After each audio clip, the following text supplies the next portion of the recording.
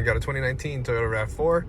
Today I'm going to show you how to replace the remote key fob battery. Alright, so the first thing we're going to do is open up the key, and we're going to take off this back cover that we have here.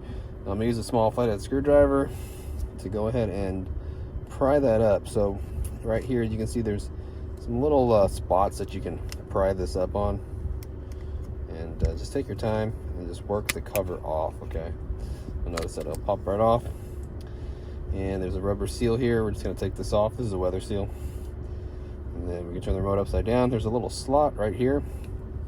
You can use the flathead screwdriver, just pry the battery right out of here. All right, and I'll get a new battery, show you what size the battery is. So here is the new battery. The size is a CR2032.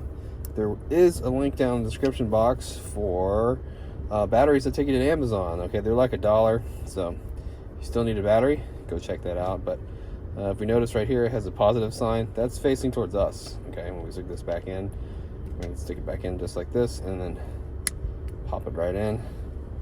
Get your weather seal. It just goes right on top. You know, get your cover, and it just pushes right back on, and then we can close the key up and we're all done. The whole video was helpful, and I'd really appreciate it if you leave me a comment and let me know how I'm doing, and maybe drop me a like. I'll see you guys in the next video.